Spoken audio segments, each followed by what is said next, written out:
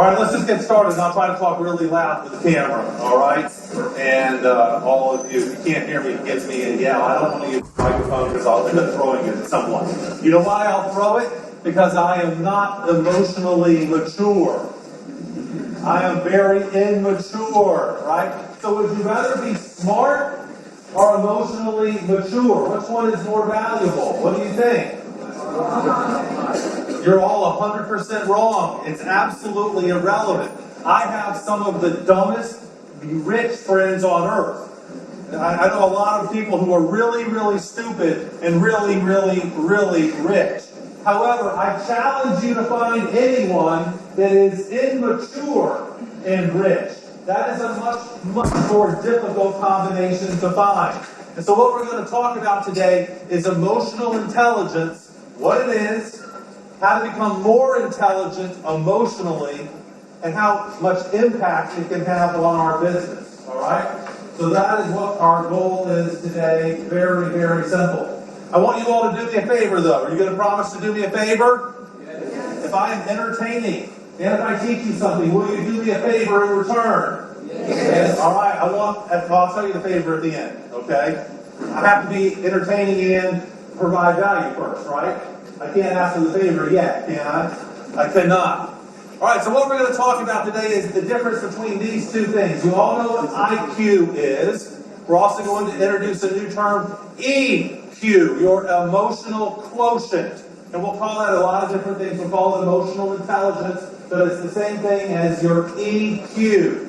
Your EQ, your emotional quotient.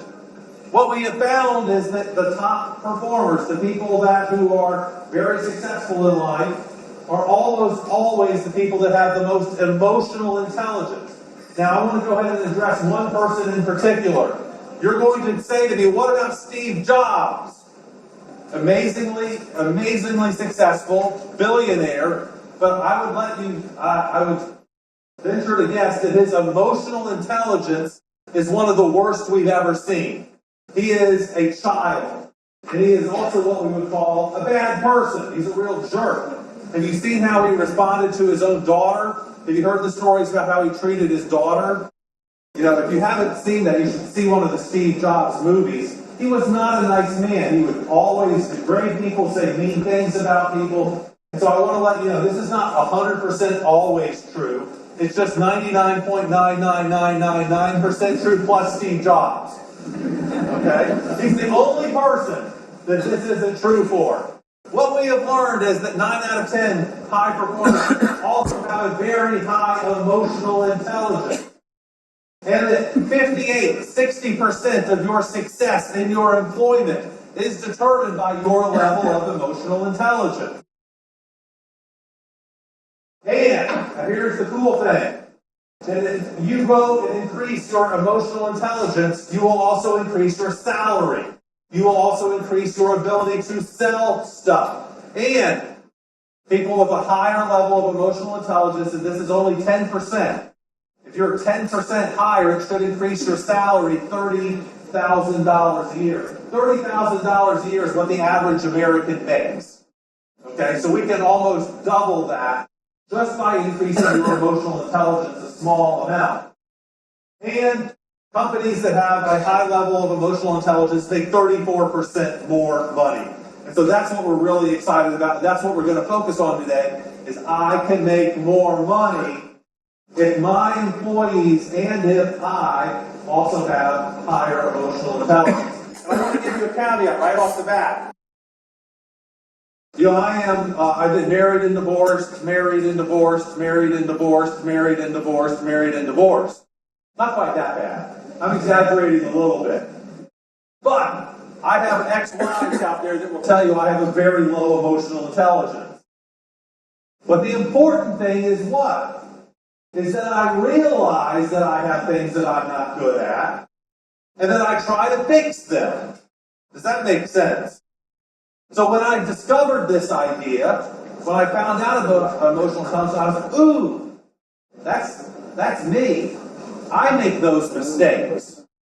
So I want to tell you about something that I did 25 years ago that to this day I am still ashamed of. I used to have a receptionist. Her name was Caroline. And every day, her job was to stay in the office when the rest of us went and had lunch. So we would all go have lunch, and I came home one day back to the office, and she said, Visa called while you were gone. I was like, okay. And she said, well, and they asked a bunch of questions that I didn't know the answer to. And I was like, uh-oh, this isn't sounding good. And she's like, they asked me about how our process works. So we take in all of this money, and then we provide a service for it, and then people, they pay in advance. And so it turned out that most of our customers were paying 6 to 9 months in advance for the service that we deliver. Well, it turns out that's illegal by Visa standard. Visa won't let you do that. And she told them that. And so I rushed to my office and I called Visa, and Visa was like, oh yeah, we just talked to Caroline. We're going to have to stop giving you all of your money in advance. So we're going to start holding your money for 9 months. And we will give it to you in 9 months when you actually deliver the service. Well, we were talking about a lot of money. We were talking about like $10 million. And that money, that float, you know what the word float means? The interest that I made on that money was $300,000 or $400,000 a year. And so not only was she going to, this information that she gave Visa was going to do two things. It was going to cost me bringing in that money now so I could pay for things like marketing now, because I have expenses now. But it was also going to cost me $300,000 or $400,000 a year in interest that I was making. And I started doing the math really fast, and who's the last person that gets paid at my company? Me.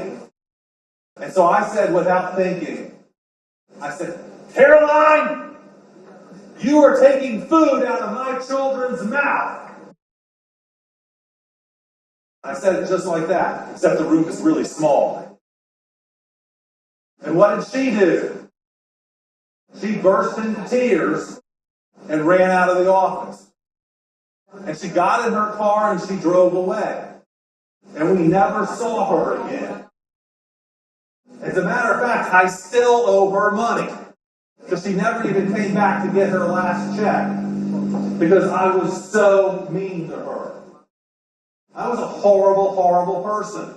And I admit that, I acknowledge that, and if Caroline is here today, I would apologize to her. We've tried to find her and give her her check. We never could find her. She was so hurt by what I did that she was willing to walk away from several $100s of income that I owed her, that she rightfully deserved.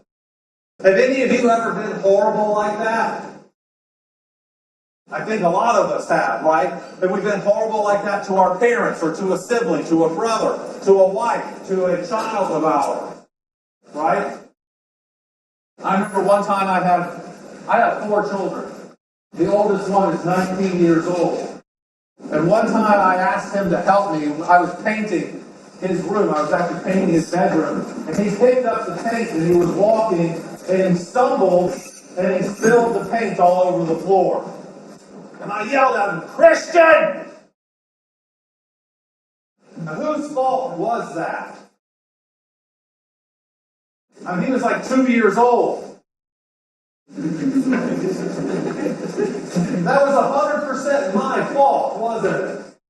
I shouldn't have had a 2-year-old carrying an open can of paint. That was really stupid of me.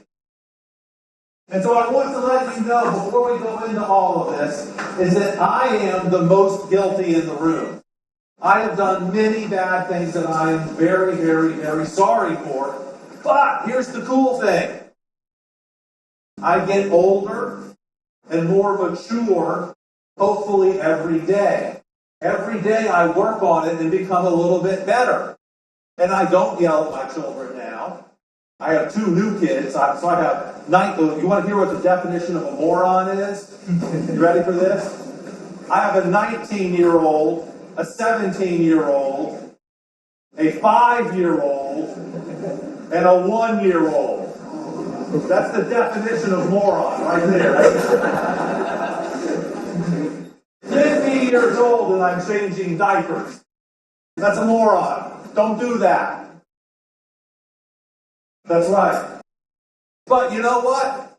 I'm a better daddy with the younger kids than I was with the older kids. And I'm a better husband with my wife than I was with my first wife. And I'm a better boss now than I was when I was a boss when I was 24. Let me give you another word of advice. 24-year-olds are not supposed to be bosses. You're not mature enough yet. Especially boys. Women, there's a difference. Women are done at the age of 24. Your brain has finished cooking. Boys, not men, boys' brains continue to cook until the age of 25 or 26. Why do you think that 19-year-olds drive around so fast? Right? Boys' brains are not done. Boys don't become men until the age of 25. Girls become women at 18. Don't you agree with all of that, women? Don't you buy into all of this? And when you men out there, you men above 25, don't you now acknowledge that at 19 you were still a boy? Won't you acknowledge that? So being a boss at 24 is a horrible thing for a boy. And I was a boy when I yelled at Caroline. Because I was 24 at the time. So, alright, let's get into the heart of this.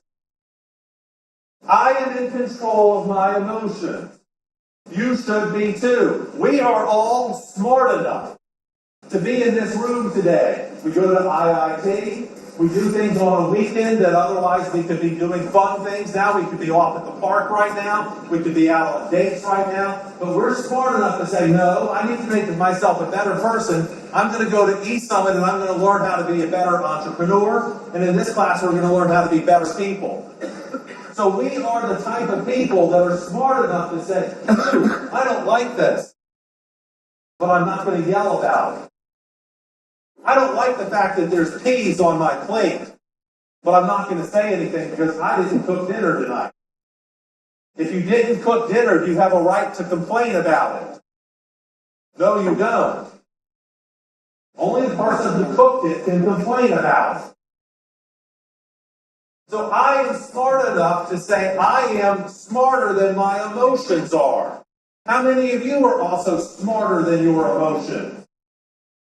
Put your hands up. Put your hands up. Say, I am smarter than my emotions. No one in the center is smarter than your emotions? Only like you 5. The rest of you, are you that stupid? No, you're not. You're not. You are smarter than your emotions. Now think back to the last time you let your emotions get better of you. When was the last time that you acted in an immature way? How long ago was it? Think about that. I want you to relive that circumstance and think now, could I have stopped myself? Could I have said, I'm not going to be mad right now? I'm not going to be sad right now? I'm not going to yell right now? Could you have done that? You could have. Now, there are times when it is 100% correct to be mad, sad, happy, whatever, horny. All of these are correct emotions. I didn't know if you knew the word horny. I'm glad you did. All of those are normal emotions. You're supposed to have those emotions. When your daddy dies, you are supposed to cry. Right? Are you supposed to cry 6 months later? No, you're not. You're supposed to get over it. Right? Is it okay when someone runs over your foot? What do they call the bikes, the tuk-tuks? The taxis? Rickshaws. Is it okay when a rickshaw runs over your foot to be mad?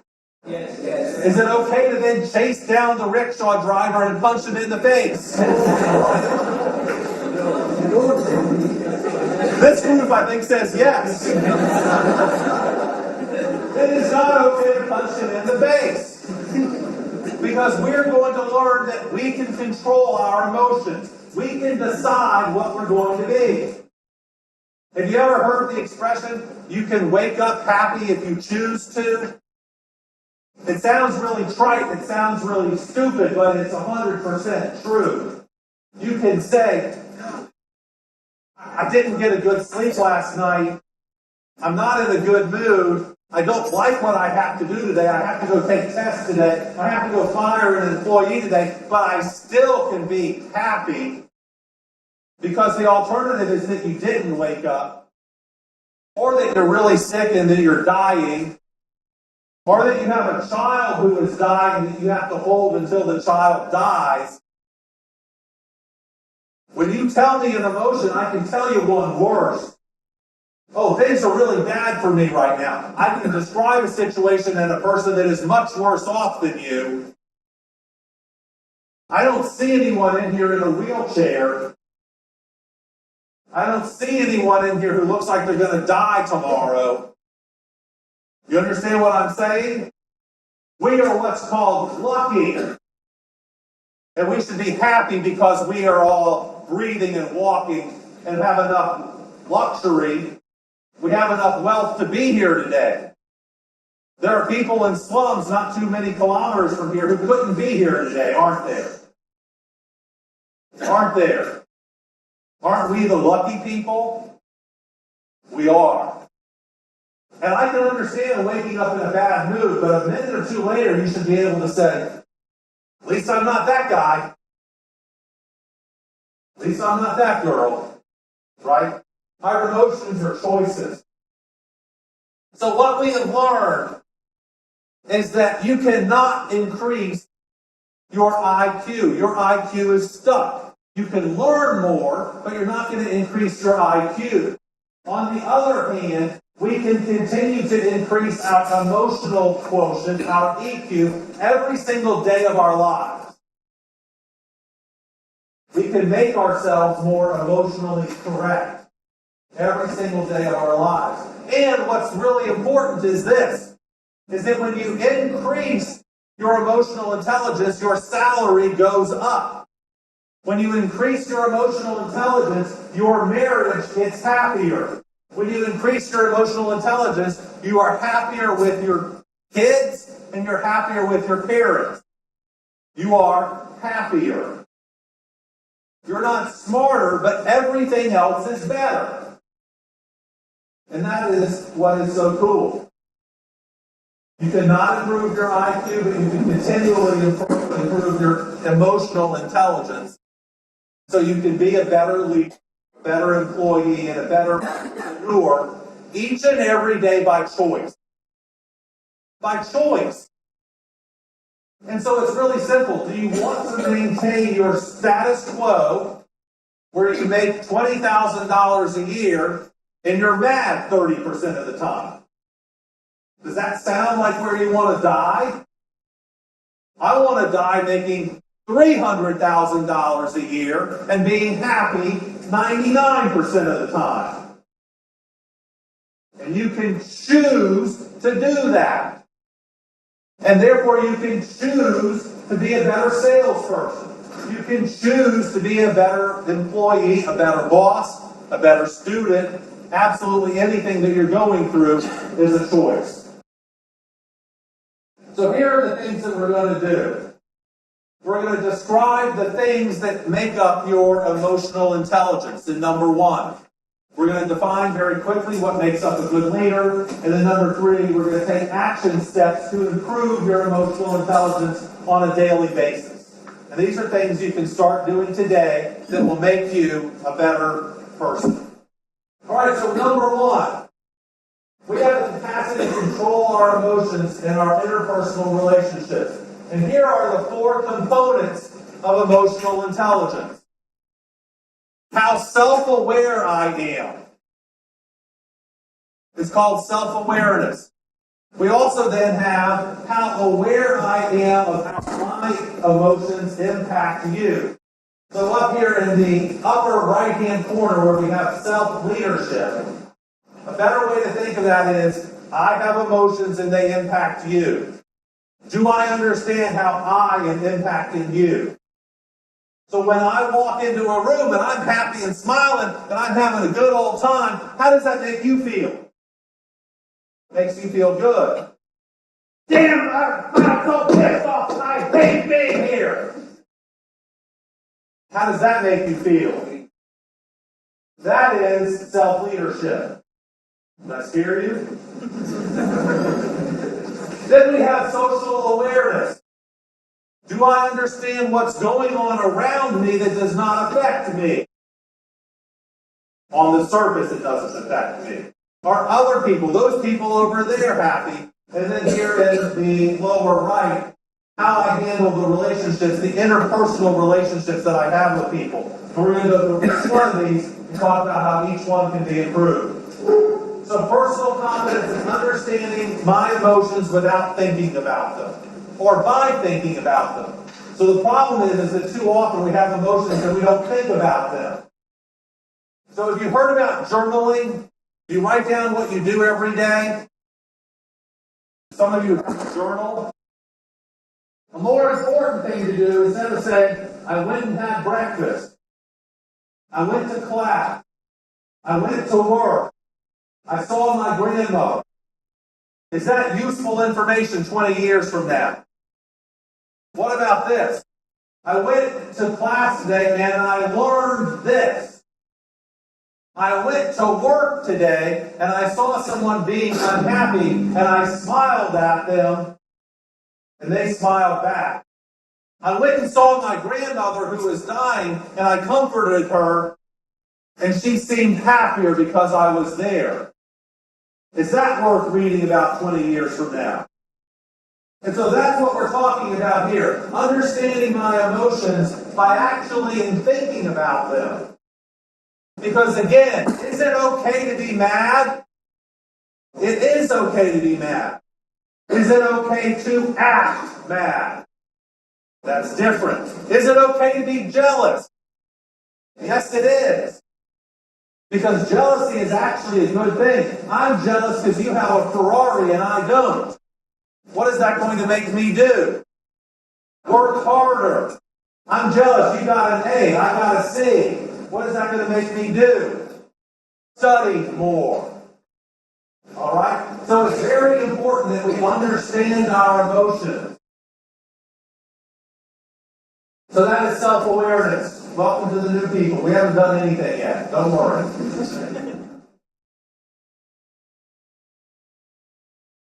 So now here's the hard part. It's okay for me to be mad. It's not okay for me to throw things. And that is what we talk about personal competence. The ability to use your emotions to direct your behavior in the correct way. So the ability to say, I really don't like what you just did. But I understand that you're only a year and a half old. And therefore, you don't understand what you're doing. I don't like the way you just did that presentation. You said some things that were wrong in that sales presentation, but I understand that I'm the one who hasn't trained you well enough. Whose fault is it that your employee messes up? Your fault. The Japanese have a wonderful, wonderful system of this. They have something called a window watcher. Not a washer, not someone who cleans the windows, but a watcher.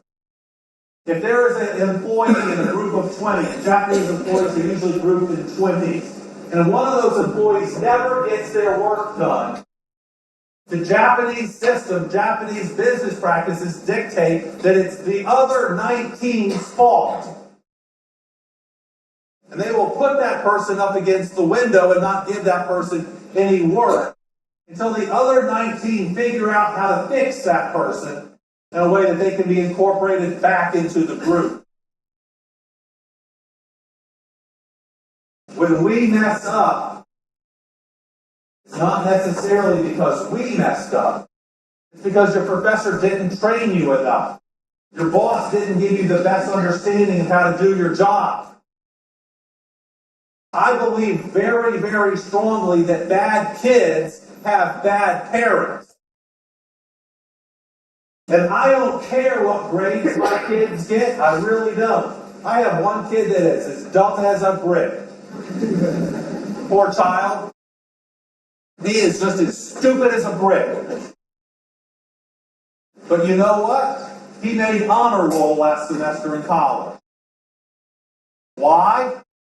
Because we trained him to work really, really, really hard. And he's a wrestler. You know what wrestling is, that Olympic sport? He gets up at 5 in the morning and goes and runs. He then goes to class all day, and then he goes to wrestling practice and lifts weights at night. He's a college freshman right now. He's in his first year of school. He has not missed a single class yet he's 7 months into his first year of college. When I was in college at the 7-month point, I had not been to class yet. So who is being more mature? My 19-year-old son is infinitely more mature than I was at 19. Because he's out there working hard every day, doing the right stuff. His mom caught him lying the other day. He got caught lying to his mother. And he lives in a state called North Carolina. And in North Carolina, until you're 20, you're only allowed to have 2 people in the car with you. They have a really bad problem of kids driving into trees and killing like 6 teenagers at one time. They said part of our solution to that is you can't have more than 3 people in the car under the age of 20. But he got caught with 4 people in the car. And he lied about it to his mother. And he said, "Mom, I don't do drugs. I don't drink. I made honor roll in school. I haven't gotten a girl pregnant." That's a big deal for 19-year-olds. We have a big 19-year-old pregnancy problem. You might not, but we do. And I got up at 5 o'clock this morning and went running. So in terms of his behavior, he's in the top 99% in terms of his behavior. He lies every once in a while. Remember, his brain's not done cooking yet. Right? And I told my son, you won that conversation. You won. You're a dad, right? He won, didn't he? He won. There's no doubt at all. He won that conversation. I can see the older men out there going, he won. He won. He called the other day and was like, "Dad, I'm in big trouble."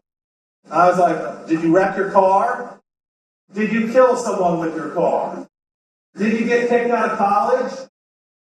Did you get arrested?" He's like, "No, I didn't make weight in wrestling." I was like, "Oh." That's funny. Because at his age, I had already been arrested. Twice. Do I understand how my emotions affect the other people around me? And am I in control of that? Let's go to the bottom line. My social confidence. Do I understand when other people around me are upset?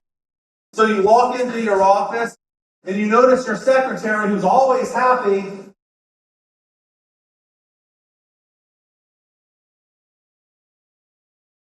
You're always happy. You're not happy right now. What's going on? No. You're always happy, and right now you won't say anything to me. What's the matter?